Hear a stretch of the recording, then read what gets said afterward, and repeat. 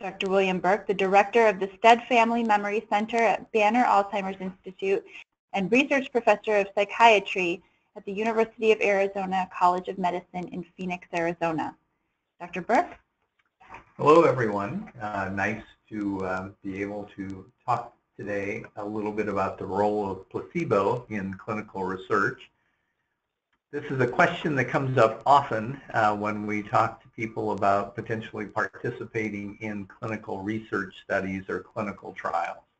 I have an example here where Mr. and Mrs. A are interested in participating in a study of a new potential medication for Alzheimer's disease.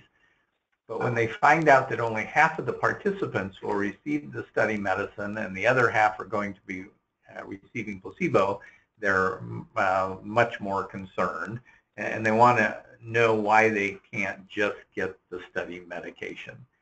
So I'm going to provide a little background just to help kind of understand why we do clinical studies the way we do, and hopefully this will help answer this question. So anytime we're trying to decide whether a treatment works or not, these are the questions that we have to try to wrestle with.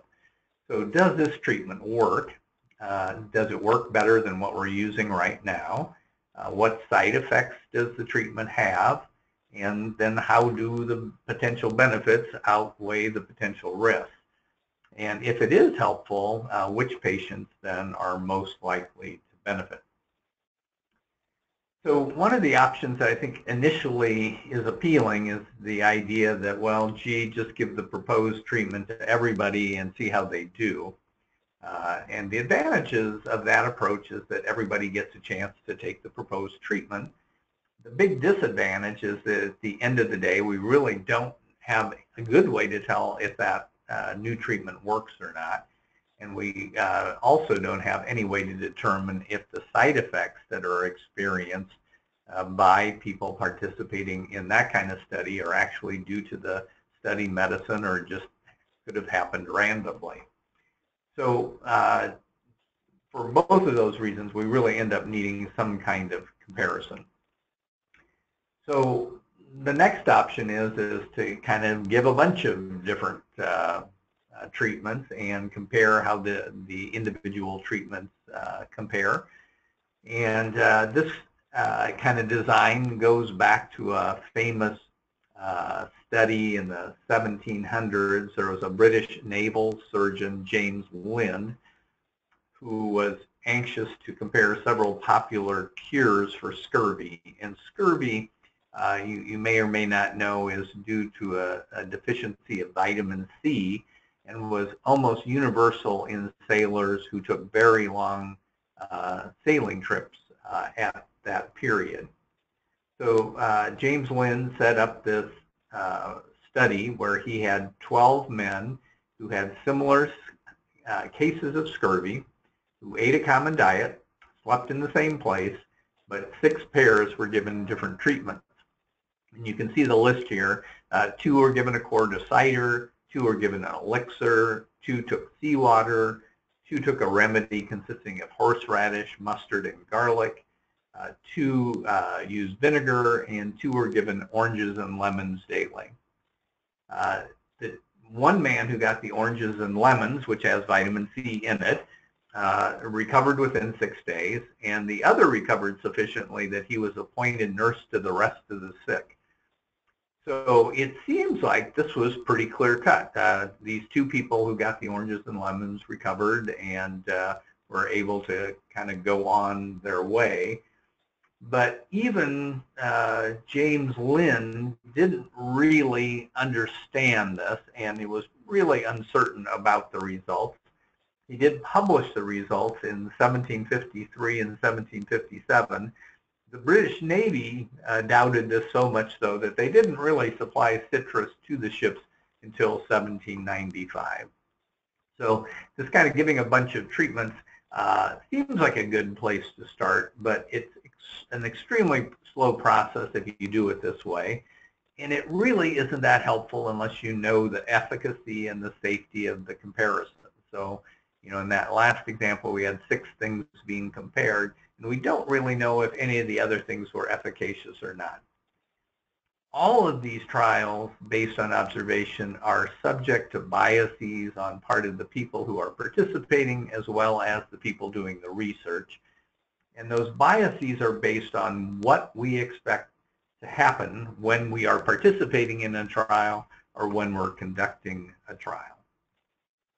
So expectation effects. That means that a person taking a study medicine tends to experience what he or she expects to happen. So if a person expects to feel better, they may. If a person believes he or she is receiving a powerful medicine, they may experience side effects. So that leads us to this notion of a placebo effect. And what a placebo effect is it's a change in a person's symptoms as a result of taking a placebo. And those effects can be positive or negative. When they're negative, we call that a nocebo. And it's important to recognize the placebo is not causing those effects directly. It's the person's belief in or experience of the placebo that changes the symptoms or changes the way they perceive the symptoms. So placebos do affect how some persons feel, not everybody, but it's not really directly related to the placebo per se. So a placebo is a substance or other kind of treatment that looks just like a regular treatment or medication, but is not. And typically, the person getting a placebo doesn't know for sure that the treatment isn't real, and that's really a crucial element here. And the placebo can be all sorts of things. So we tend to talk about this like it's a sugar pill, but it can be an injection, it can be a liquid, it can be a surgery. And the main point is that it's designed to seem like a real treatment, but it doesn't affect the illness. So placebo effects are important in these kind of studies because we know that most conditions are affected by a placebo effect, and some conditions in particular, the ones that have a strong psychological component, pain syndromes, anxiety disorders, depression, all are associated with very high rates of placebo response. So when we do clinical trials to try to evaluate, say, new antidepressants, about 65% of patients in antidepressant trials get better when they take a study medicine, if it's an effective medicine. But a third of people in antidepressant trials get better even with a placebo. And there have been many, many studies done of people with depression where the rates between drug and placebo are very close to being equal. Not all depressed patients are equal in this regard. So we know that people who have been depressed for short periods of time and who have less severe depression tend to have more of a placebo response. Whereas people who have been depressed for a long time, say more than a year, and have more severe depressive symptoms seem less responsive and have less of a placebo effect. These placebo effects are not transient things. They can go on and on. There have been studies, for example, with people with panic disorder where the placebo effect lasts more than 8 weeks. There have been studies with people who have angina, which are pains related to heart ischemia or heart-related pain, where the placebo effect has gone on for 6 months or more. There have been studies in people with rheumatoid arthritis where a placebo effect has gone on for more than 2.5 years. So these can be really durable effects. So there are worthwhile commenting on kind of the effect on people who have pain symptoms. So we know, for example, that people who have herpes infections resulting in cold sores or genital sores, about 85% of people who are given placebo for relief of pain in that setting get relief. For people who have been treated with heart pain, where the sham treatment or placebo treatment, a small skin incision, half of people report significant pain reduction with just that sham procedure. And if you take all of the studies that are done for various types of pain, overall, again, about a third of people in placebo pain studies report pain reduction. So what about the nocebo effect? So about a quarter of patients who receive a placebo will voluntarily report experiencing an adverse side effect. If we specifically ask people about various concerns, that number increases, and as many as 71% of people taking a placebo will report adverse side effects if they're directly asked. Most of these side effects tend to be kind of general things, difficulty concentrating, nausea, fatigue, headaches is another really common one. So just because it's a placebo does not mean that people don't have a risk of developing side effects. So where that leaves us is that we're in the position where all drugs and procedures need to be tested against this placebo-nocebo effect. If you kind of think of this as adding up all the various components, any treatment of benefit that might come from a new, say, treatment is really, you have to add up what the natural history of that illness is, meaning what might happen just due to normal fluctuations. And then to that, you add any kind of therapeutic gain you might get from the study medication. You add any kind of placebo effect you might get from participating in a clinical trial. And you subtract out any kind of bad effects or nocebo effects that come from participating in a study.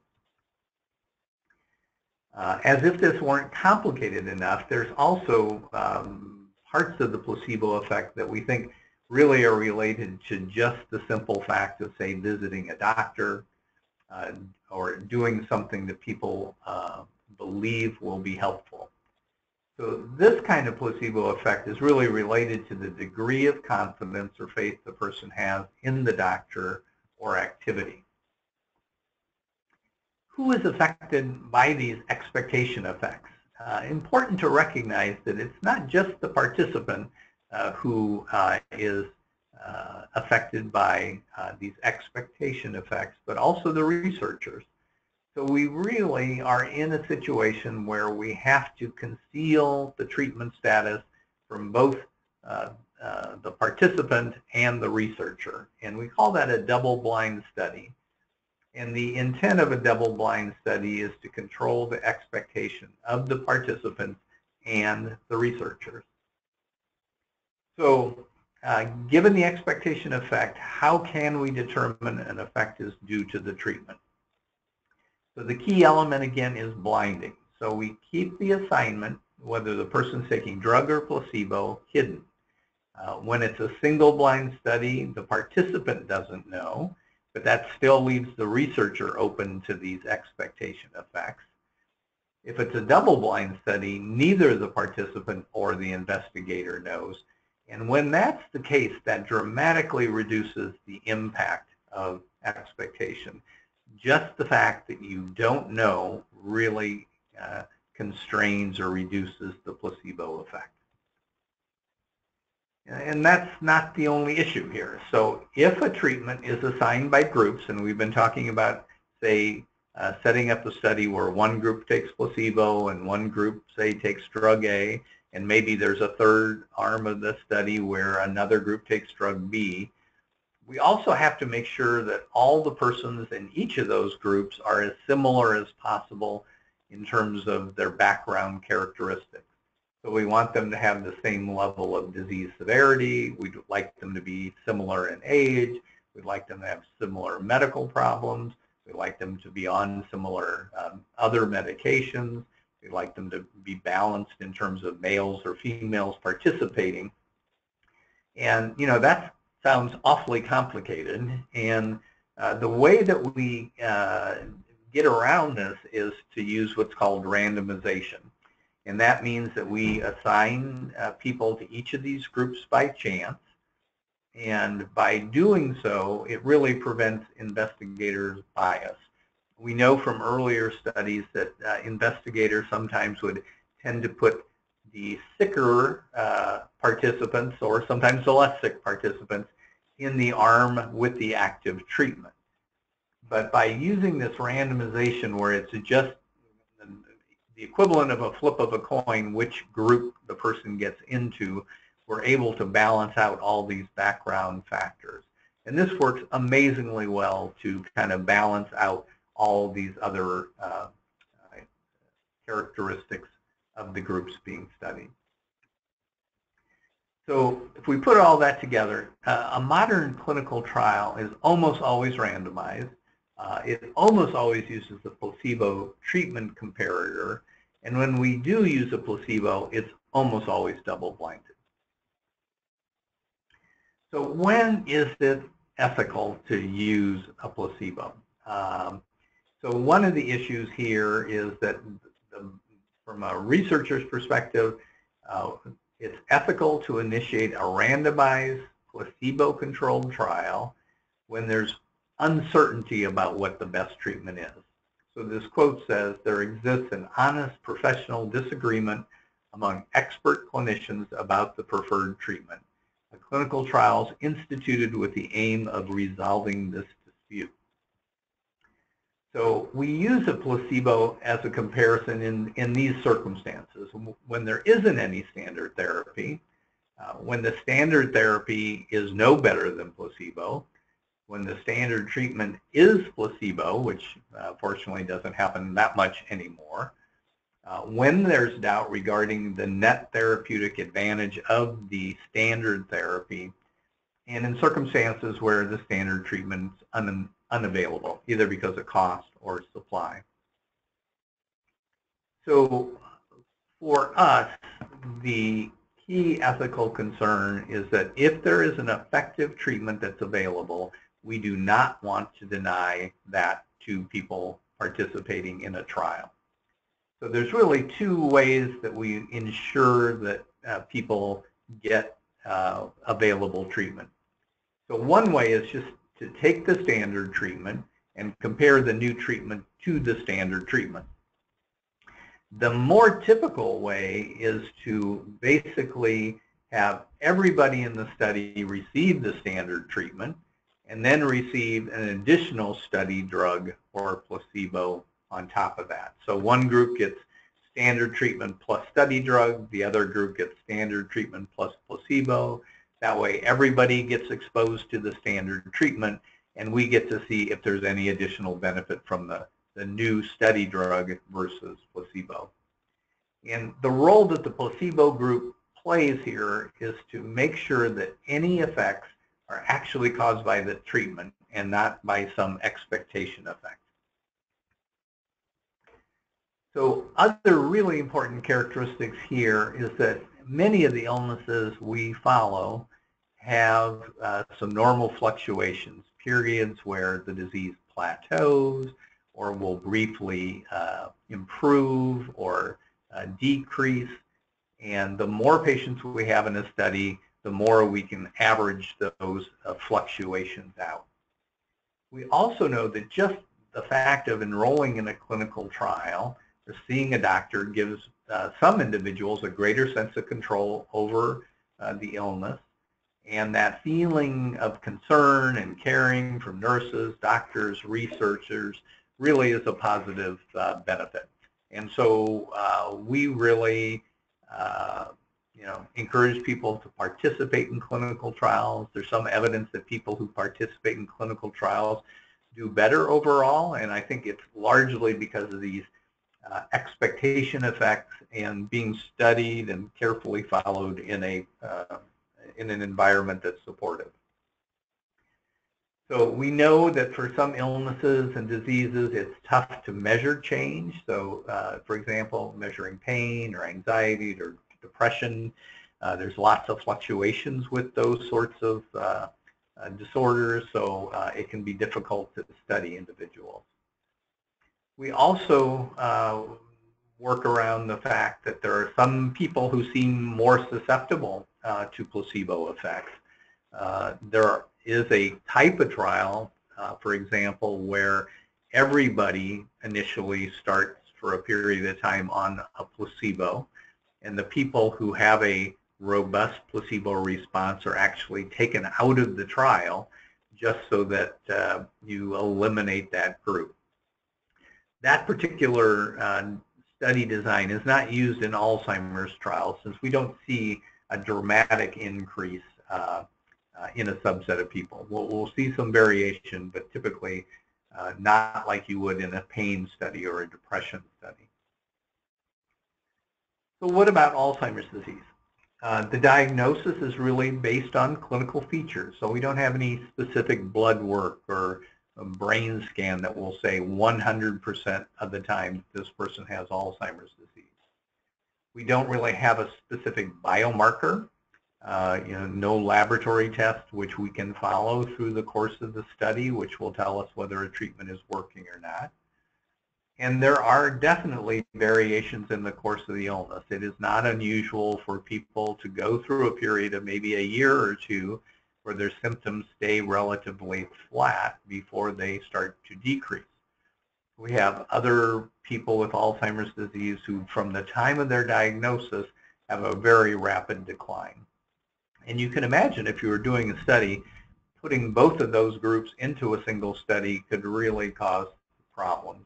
If you didn't have some kind of placebo control and you didn't have some way to make sure that you balanced out people with those two kinds of courses into your two groups. So I'm going to wrap up here just with some personal experience. I'm going to talk to you about 3 studies that have been memorable for me and have pointed out important aspects of this. I'm not going to tell you anything about the specific drugs in these events, but just the outcomes of the trial. So this first study was a study I did many years ago, and I have been doing Alzheimer's disease clinical trials for 30 years. This first study was done probably 20 years ago, and at the time was we were set up to do a study with a study compound that involved an injection. And we were teaching family members how to give injections. And at the time that we were planning the study, I talked to the people at the FDA, and we were going through the process to be approved to study this new drug. And my initial thought was that we would begin with an observational study, meaning we'd give all 10 people the study medication and see if anybody improved. My advisor at the FDA strongly encouraged me to include a small placebo group. He suggested putting 3 people in who are taking placebo. So I did. So I did the study, and my nurse research assistant who was helping with the study, both of us, as time went on, it was a 6-month study, over the 6 months of the study, we really were sure that there was a small group of people who seemed to be doing better over the course of the study. We got to the end of the study, and of course it was the 3 people on placebo who were doing better than the other group. And that single finding was enough to really drive it home to me, the importance of including a placebo group. The next study that I think it's important to think about, there was several years ago now, there was a large study of a medicine that's called a gamma secretase. This is a medicine that was used to reduce the amount of amyloid that was forming in the body. This study was done, it's a multi-center study, very large study, spread out across the country, and everybody's data was pooled.